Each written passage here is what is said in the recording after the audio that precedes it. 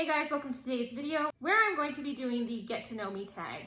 I was tagged in the comments by Shelly at Style by Rosario. She did it, and if you haven't seen hers, sorry, if you have not seen hers, I highly suggest you check it out. She has a lot of really interesting and quirky answers.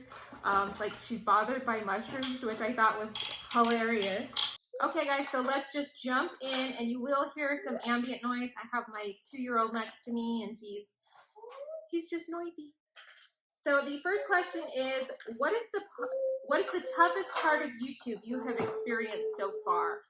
I think just for me, just gaining quality subscribers. I want it to be the real deal. So being patient is probably the toughest thing for me.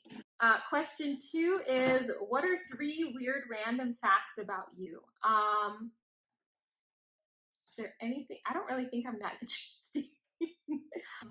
Gosh. I'm an extremely picky eater. Oh, I have to force myself to eat veggies. I'd probably be thinner if I did, if I ate them more. But like, I have the diet. Well, if I wanted to be completely irresponsible and just eat the things that I wanted to eat, I would have the diet of like a 10-year-old boy. I really would, like chicken nuggets and fries all the way. But like onion, mayonnaise, no, just very, very picky, and even about drinks, I'm super picky. Another one, I am terrified of flying. I do it because I like traveling. I just hate flying. I hate being in an airplane. I literally spend the entire flight praying and drinking alcohol. So that's another one. And then maybe the last one, I had one and it went out the door. I moved a lot as a kid. All in Southern California, but I moved a lot as a kid. Not in the military, just a gypsy mom. Okay, question 3, where did you grow up? I grew up in Southern California. I live there to this day. I mainly grew up in like the suburbs of Los Angeles and in the Inland Empire. Just to give you like a roundabout, I'm not gonna tell you exactly where I live, obviously for safety reasons, but yeah, SoCal, it's my home, it's where I am. What is the one thing you miss about the place you grew up at? Well, I still live in the place where I grew up predominantly. Like where I live now, I moved here in kindergarten, 3rd grade, and 5th grade, and from 5th grade on, I pretty much lived in the same town. One of the things that I do miss about my town that it used to be that it isn't anymore is probably how rural it used to be, which is rare for Southern California. Most of SoCal is really, really populated. So having kind of a quieter, more rural, less known area of Southern California, it's pretty rare and precious, and that's how I grew up. Like we had one mall, we had one movie theater. It was a big deal when we got a second one, and I miss that. It used to be like a very big horse community. Everybody had a horse. There were dirt roads. Some places were on propane because they didn't have a gas line going out to them. So I do miss that. It was very, very quiet, and a lot of my town is still built for being the size that it used to be, and it has grown so rapidly. We ended up with a lot of people moving up here. I miss the quiet. I miss how tiny town it used to be. So yeah, that's probably the thing I miss the most. Question 5, what is one thing you like about yourself? For me, probably one of the things that I like and value the most, gosh, I don't want to sound egotistical. There's so much I like about me. I mean, everybody should feel that way, I think. But probably that I love learning. I never want to stop. I do like continuing to learn. There are just times where I'm like input. Give me something to learn. And if there's something that I don't know, I look it up, I research it, and I try to research it kind of the way you're taught as a college student. You're always taught to look at where the information is coming from, where they got their information, and you try to be a little bit more selective about where you're learning from, so that the information that you're getting is as quality as possible, especially in this day and age, because anybody, I mean, you can edit a Wikipedia article. So, but yeah, but I always want to learn. I always want to improve. I always want to just keep expanding my mind. So that is definitely something that I like about myself. Number 6 is, what is one of your biggest fears? Do you have a phobia? And if so, what is it? Okay, I'm not going to share with you like the standard ones we all have, because I feel like all of us fear like something happening to a family member or whatnot. I already shared with you my fear of flying, but kind of like a more unusual fear is I have a fear of orcas. They're beautiful. I'm fascinated by them. I will watch documentaries about them, but you know, we've often heard, we tend to anthropomorphize animals, and especially very intelligent ones. And we also, there's this trope going around that, you know, human beings are the only species on the planet that kills for non-important reasons like defense, territory, food, whatnot. And that is just not true. There are a couple of other animals on this planet that kill, and we don't exactly know why they do it. And one of those is orcas. There have been documented cases where orcas, a pod of orcas, have hunted down and killed. One of them, the one that sticks out the most, is I believe it was a baby gray whale. And it took them hours to do it. And once they were done, they played with it. They didn't eat it. Scientists have no idea why they did it. There's like no logical reason. They weren't eating it. They weren't, you know, defending themselves. So it's very terrifying to me, stuff like that. So, and they're so large and beautiful and very like, they're the top predator in the ocean. So, I mean, they're scarier than sharks in some instances, just because they're so intelligent. So, yeah, that's kind of my weird phobia there. Okay, so number 7, how would you describe your personality? If you have ever like researched like Myers-Briggs personalities, I'm an INFJ, which is more unusual. Most people don't fall under that category. I'm pretty quiet for the most part. I'm very much a nerd. Like, I love sci-fi. I love dinosaurs. I'm really into stuff like that. I love Star Trek: The Next Generation. Super nerdy, quiet. I'm very introverted, and like to myself, I'm one of those people who actually needs to be alone from time to time. But I'm also really, really enthusiastic about living a life that I love, and about making my world and my day-to-day life as special as possible, especially now that I have children. It's very important to me. Like, use the good china, buy the shoes. That's, you know, that's kind of my personality. But yeah, just big fat nerd, basically. And like a real one, not like, oh, I was a cheerleader, but I was such a nerd. Like, no, I watched Jeopardy and didn't go out at all in high school. So, like a super nerd. Okay, number 8 is, do I have a favorite book? Absolutely, I do. My favorite book is Charlotte's Web. I actually have a first edition copy. I'm looking at it right now. It is a beautiful book, a beautiful story about friendship. I've read it to my oldest child. I haven't read it to my youngest yet, because it is a little bit grown up, but I've always loved that book. I remember me reading that book got my entire class out of a pop quiz because my teacher didn't want to disrupt me. But yeah, I love it. I highly recommend reading it if you haven't read it, and even watching the original animated version with Debbie Reynolds as Charlotte. Highly, highly recommend. Love Templeton. Anyhow, but yeah, that's my favorite book. And I have like, I have way more than that are like up there. Like, I love the Dresden Files. I love anything by Dean Koontz, but that's definitely my absolute favorite. Number 9 is, what TV shows are you watching right now, if any? My husband and I just started watching The Politician. I want to say it's on Netflix. It's with Ben Platt. If you've ever seen Pitch Perfect, he was kind of like the nerdy guy who didn't make the troublemakers at first, but then was brought in afterward. He was just like so joyful and happy to be singing.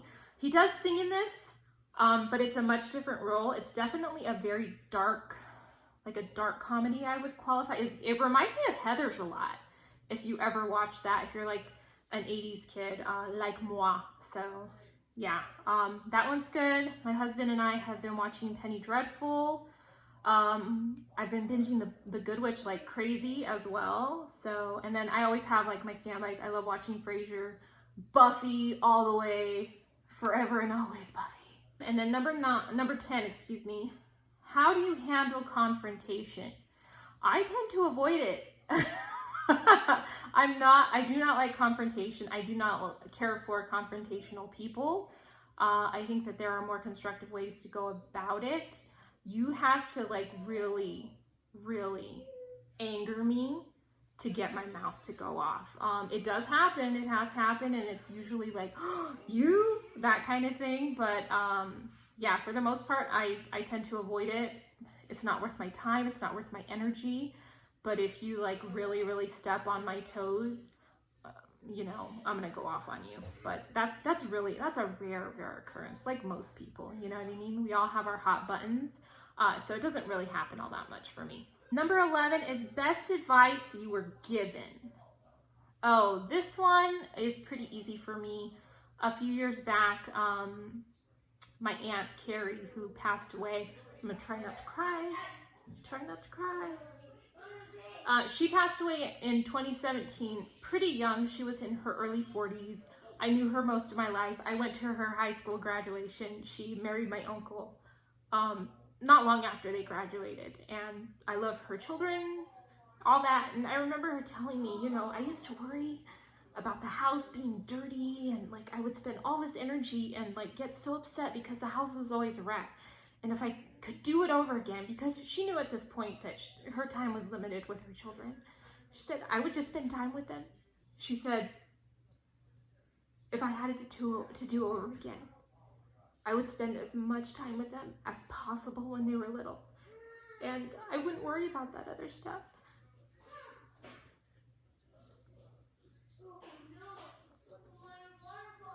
And what a beautiful thing to say, and what a message to really kind of drive home, because I think most of us as moms see the mess that happens super quickly. Like within a blink of an eye, they're making a mess, and you know, we're trying to make everything look nice because we feel better when our house is in order. But our time with our children, no matter what, no matter, you know, whether we live till 20, 30, or 80, our time with our children when they're small is finite. You know, there's an end, and they go on to live their own lives. So just while you have them, while they're there, spend as much time as possible.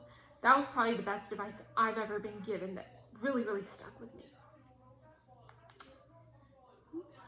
Number 12 is, have you ever been in the military, or is your spouse in the military? I have never been. My spouse has never been. Neither of us have been in the military. I have, you know, family members. In fact, my Aunt Carrie, her son, he's in the Coast Guard.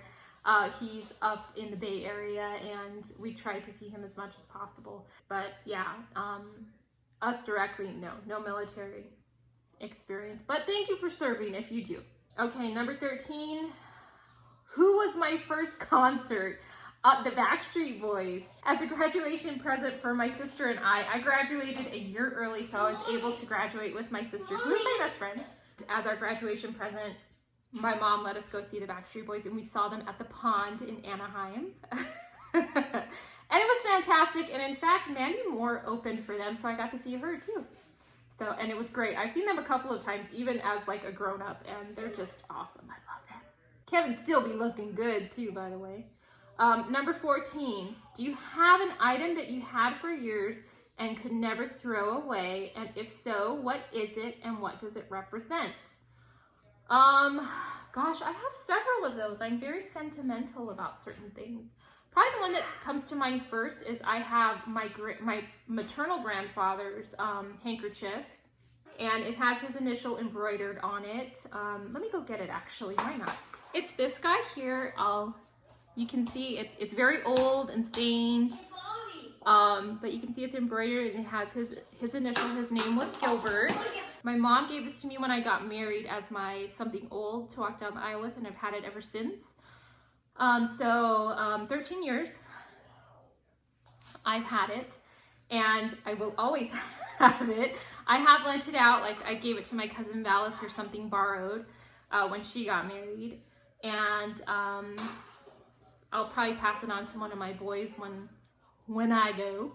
But yeah, it represents my grandpa. And he was just, you know, he was not a perfect man. He was a perfect grandfather. This was somebody who genuinely loved his grandchildren. He loved having us around. He made us feel valued and important in a way that didn't really hit me until I got older. Like, I felt it as a child on like, on a less intuitive level. You know, I knew my grandpa loved me, that he enjoyed having me around. All of his grandchildren, and you know, the ones who didn't get to meet him, it breaks my heart because my God, how much he would have loved them. I didn't expect this video to be so emotional. My gosh.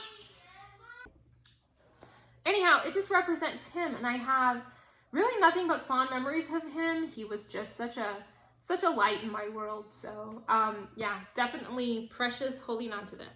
My last question, number 15, if you could live anywhere in the world, where would you live and why? This one is pretty easy. I've been to quite a few places in the world. I've been all over Europe. I've been all over the US. I've been to China. I've never been to like South America. I've been to pretty extensively traveled through Mexico. So I've been to a number of places. My traveling days aren't done. They'll kick in again when our kids are a little bit older. But probably the one place I would live is right here in California, but I would probably pick the Central California coast. There's just something special about that area, and there's something special about the land, the ocean, the light at sunset, the sky at night. There's just, it's so beautiful. It's such a special, special place. And on top of that, I do love wine, and that's huge wine country over there, and they have some beautiful vineyards if you ever get a chance to go.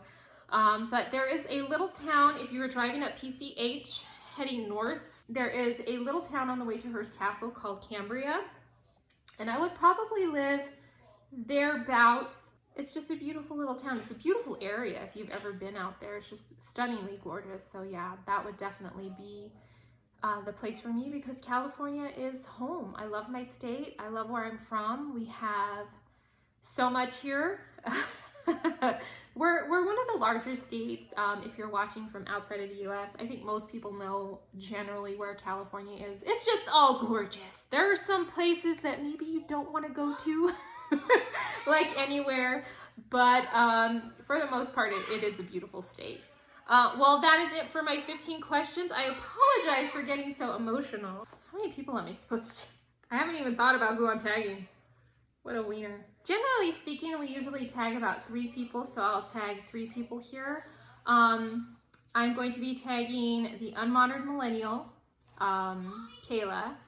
I'm going to be tagging Ashley at My Life is Ashley. And I will also tag Tara Olson, who lives in Utah. She's very sweet. I will have all of these ladies and Rosario, well, Shelly at Style by Rosario, linked down below. Thank you guys so much for watching. I hope this was interesting to you in some way. And it was a lot of fun, even though I got emotional. It was a lot of fun to do. Anyhow, again, thank you guys so much for watching, and I will see you guys next time. Bye for now.